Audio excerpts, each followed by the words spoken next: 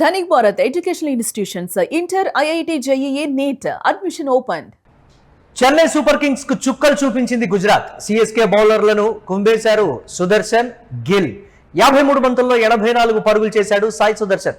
తొలి వికెట్ కు 125 పరుగుల భాగస్వామ్యాన్ని నమోదు చేశారు ఓపెనర్లు. ఇక చివర్లో బట్లర్ 57 పరుగులతో చెలరేగి ఆడాడు. గుజరాత్ స్కోర్ 229 పరుగులకు 4 వికెట్లుగా ఉంది. ఇక చెన్నై సూపర్ కింగ్స్ ముందు 230 పరుగుల భారీ లక్ష్యం ఉందని చెప్పాలి. ఏ విధంగా ఉండబోతోంది, దీనికి సంబంధించి మరిన్ని అప్డేట్స్ స్పోర్ట్స్ అనలిస్ట్ వెంకట్ అందిస్తారు. వెంకట్, గుజరాత్ వర్సెస్ సిఎస్కే, మొదట గుజరాత్ ఆడినటువంటి ఆట తీరు, ఆ పిచ్లో ఆ స్థాయి స్కోర్, లక్ష్యం పెద్దగా ఉంది. మరి సెకండ్ ఇన్నింగ్స్ ఏ విధంగా ఉండబోతోంది? సంజు శాంసన్ కి గాయమైంది, బ్యాటింగ్ చేయలేడు అనేటువంటి మాట కూడా చెప్తున్నారు. మరి ఆ స్థాయిలో రాణించాలంటే ఒక అద్భుత ప్లేయర్ ప్రస్తుతానికి అందుబాటులో లేడనేటువంటి మాట చెప్తున్నారు. మరి 230 పరుగుల టార్గెట్ ను చెన్నై ఛేదిస్తుందంటే ఏం చెప్తారు మీరు?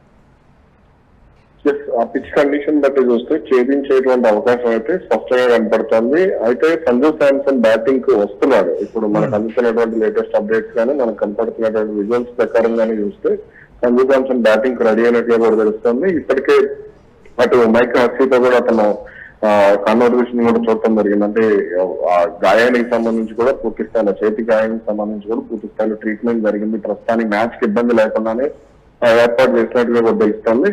ఇక గుజరాత్ కి సంబంధించి సాయి సుదర్శన్ గానీ, జాస్ బట్లర్ గానీ ఇద్దరు కూడా అద్భుతమైనటువంటి ఇన్నింగ్స్ ఆడారని చెప్పుకోవాలి. చాలా కూల్ గా, ఎక్కడ కూడా వీళ్ళిద్దరు కంగారు పడకుండా, ఓవర్ హైట్ కాకుండా, హడావుడు లేకుండా వీళ్ళిద్దరు ఆడేటువంటి మంచి ఇన్నింగ్స్ తో వాళ్ళు దాదాపు 230 వరకు స్కోర్ చేసినటువంటి పరిస్థితి.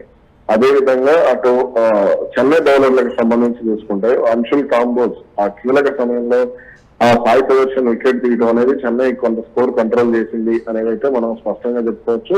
ఇక ఏదైనా ఉన్నప్పటికీ కూడా ఆ పిచ్ కండిషన్ కారణంగా కొంత అంటే బ్యాట్స్మెన్ కి అనుకూలంగా ఉంది. కానీ ఇక్కడ మిడిల్ ఓవర్స్ లో కొంత చెన్నై బౌలర్లు కట్టుదిట్టంగా కొంత బౌలింగ్ చేసుంటే ఇంకా స్కోర్ అయితే కంట్రోల్ చేసేటువంటి అవకాశం ఉండేది. స్టార్టింగ్ లో 11 ఓవర్ల వరకు కూడా బౌలింగ్ బాగుంది, కానీ ఆ తర్వాతే కొంత వెనకడుగు వేసినటువంటి పరిస్థితి ఉంది. ఏదైనా ఉన్నప్పటికీ కూడా ఇక చెన్నై బ్యాటింగ్ చూసుకుంటే సంజు శాంసన్ గానీ, ఉర్విల్ పటేల్ గానీ వీళ్ళందరూ కూడా ఉండటం, అలాగే రుతురాజ్ గైక్వాడ్ ఈ రోజు మ్యాచ్ లో ఆడతాడని అనుకుంటున్నాను. మరి అతని నుంచి ఏ స్థాయిలో ఇన్నింగ్స్ ఉంటుందో చూడాలి. ఎస్, చెన్నైలో అంటే దీనికి సంబంధించి 230 పరుగుల భారీ లక్ష్యం. అటు గుజరాత్ బౌలింగ్ కూడా బలంగానే ఉన్నటువంటి పరిస్థితి. మొదటి 7 నుంచి 8 ఓవర్లు చాలా కీలకం. అంటే ఏదైతే గుజరాత్ 125 పరుగుల మొదటి వికెట్ భాగస్వామ్యాన్ని అయితే నెలకొల్పిందో, సో ఆ స్థాయిలో భాగస్వామ్యాన్ని నెలకొల్పితే తప్ప ప్రస్తుతం ఉన్నట్టు అంటే టార్గెట్ కి ఒక మెయిన్ పునాది వేయలేరు అనేటువంటి మాట. ఏంటి దానికి సంబంధించి ఎలా చూడాలంటారు? ఇక్కడ కనీస పవర్ ప్లే లో ఒక 70 నుంచి 80 పరుగులు కనుక చెన్నై చేయగలిగితే మాత్రం అది చాలా వరకు అడ్వాంటేజ్ ఉంటుంది. ఈ క్రమంలో వికెట్ కోల్పోకూడదు. ఆ వికెట్ కోల్పోవడం అనేది పవర్ ప్లే లో స్కోర్ కంట్రోల్ అవడానికి ప్రధానంగా కారణం అవుతుంది. చాలా వరకు కూడా చాలా మంది ఇక్కడ ఒక ప్లానింగ్ లేకుండా, అంటే పవర్ ప్లేకి సంబంధించి వికెట్ కోల్పోయిన తర్వాత వెంటనే అప్పటి వరకు దూకుడుగా ఉన్నటువంటి స్కోరు, అంటే రన్ రేట్ 14-15 ఉన్నటువంటి సిచ్యువేషన్ లో కూడా అది వెంటనే పడిపోయి 11కి 12కి అలా వచ్చేసినటువంటి పరిస్థితి ఉంది. కాబట్టి ఇక్కడ పవర్ ప్లే లో వికెట్ కోల్పోకుండా ఉంటే అడ్వాంటేజ్ అవుతుంది. ఇక ఇప్పుడు మనకు వచ్చినటువంటి లేటెస్ట్ అప్డేట్ ప్రకారం Sanju Samson with Matthew shot వీళ్ళిద్దరూ కూడా దూకుడుగా ఆడేటువంటి ఆటగాళ్లే. లాస్ట్ మ్యాచ్ లో రుతురాజ్ గైక్వాడ్ కొంత ఫెయిల్ అవటం వాళ్ళకు మైనస్ అయినటువంటి పరిస్థితి. మరి ఈ మ్యాచ్ లో మాథ్యూ షాట్ ద్వారా ఓపెనింగ్ పంపించారు కాబట్టి ఎలాంటి రిజల్ట్ ఉంటుందో చూడాలి. చెన్నైలో ఆ కాన్ఫిడెన్స్ కనిపిస్తుందా అంటే ఏం చెప్తారు? గుజరాత్ కి ఎక్కువగా ప్లే ఆఫ్స్ కి వెళ్ళడానికి అవకాశాలు ఉన్నప్పటికీ చెన్నై సూపర్ కింగ్స్ ఎలాగైనా గెలవాలనేటువంటి ఒక కసి కనపడుతుంది కదా, దాన్ని ఎలా చూడాలంటారు? అయితే ఇక్కడ ప్లేయర్స్ కి చెన్నై వెళ్ళడం అనేది అంత ఈజీ అయితే కాదు అనేది అయితే నేను స్పష్టంగా చెప్తాను. ఎందుకంటే వీళ్ళకి చాలా వరకు కూడా అవకాశాలు తక్కువగానే ఉన్నాయి, కానీ పంజాబ్ కు ఉన్నటువంటి అవకాశాలు ఎక్కువగా ఉన్నాయి. రేపు పంజాబ్ ఓడిపోతేనే వీళ్ళకి అవకాశం అనేది ఉంటుంది. అదేవిధంగా రాజస్థాన్ కూడా ఓడిపోవాల్సిన పరిస్థితి ఉంది. కాబట్టి మరి ఎలా ఉంటుందనేది చూడాలి. అలాగే ఇక్కడ అంటే ఈరోజు చెన్నై అయితే కాన్ఫిడెంట్ గానే ఉంది, మరి టార్గెట్ చేసే విషయంలో కాన్ఫిడెంట్ గానే ఉంది. కానీ దీనికి సంబంధించి మరి అంటే గుజరాత్ బౌలర్లు ప్రసిద్ధ కృష్ణ గానీ, కగిసో రబాడా గానీ వీళ్ళు ఎలా ఎదుర్కొంటారనేది చూడాలి. యాజ్ యూజువల్ గా వెంకట్, మీ ప్రెడిక్షన్ ఏంటి? విన్నింగ్ ఛాన్సెస్ ఏ టీమ్ కి ఎక్కువగా ఉన్నాయి అనేటువంటి మాట ఏం చెప్తారు? రివర్స్ లో చెప్తా, ఈ రోజు గుజరాత్ కి అవకాశం ఎక్కువగా ఉంది అనుకుంటున్నాను నేను. మరి అంటే మనం మాట్లాడుకుంటూనే ఉంటాం దీని గురించి, గుజరాత్ కి ఎక్కువగా ఉంది అని మీరు అనుకుంటున్నాను. గిల్ సేనని చాలా తక్కువ అంచనా వేశారని నేను అంటున్నాను, ఏమంటారు మీరు? తక్కువ అంచనా ఏం లేదు, ఎందుకంటే బ్యాటింగ్ పిచ్ కాబట్టి తక్కువ అంచనా ఏం కాదు, కానీ కొంత మరి ఇక బౌలింగ్ పరంగా మరి వాళ్ళని లక్ష్యాన్ని కాపాడుకోలేనంత వీక్ కెప్టెన్సీ అంటారా మీరు? రివర్స్ లో చెప్తున్నానని అన్నారు మీరు, దాన్ని ఎలా చూడాలంటారు?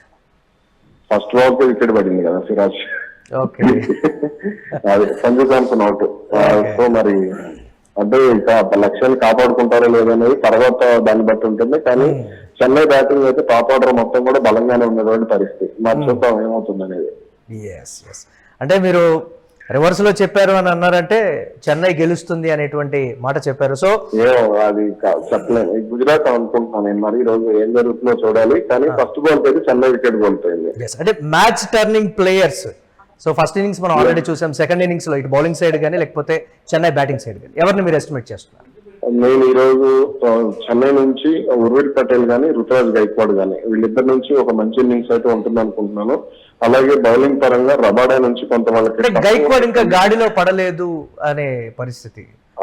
ఇప్పుడు ఏంటంటే వీళ్ళందరూ కూడా ప్రూవెన్ బ్యాట్స్మెన్స్, ఒకనొక సమయంలో కొంత ఇబ్బంది పడుతూ ఉంటారు. గతంలో సురేష్ రైనా గానీ ఇలా వీళ్ళు చాలా మందికి ఇబ్బంది పడినటువంటి ప్లేయర్స్, రోహిత్ శర్మ గానీ రుతురాజ్ గైక్వాడ్ ఇలా కొంత, విరాట్ కోహ్లీ కూడా ఒక దశలు ఇబ్బంది పడ్డారు. కానీ వాళ్ళు రికవర్ అయ్యేటువంటి క్యాపబిలిటీ ఉన్నటువంటి ప్లేయర్స్. ముఖ్యంగా మన ఫుట్ వర్క్ ని బట్టి అంచనా వేయాలి. వీళ్ళెవరు Suryakumar Yadav worst foot work ఉన్న ప్లేయర్స్ కాదు కదా. కాబట్టి మన ఫుట్ వర్క్ ని బట్టి చూసుకుంటే మన ప్లేయర్స్ రాణిస్తారో అందించడం అనేది మనకు అర్థమైపోతుంది. Right, thanks for analysis Venkat.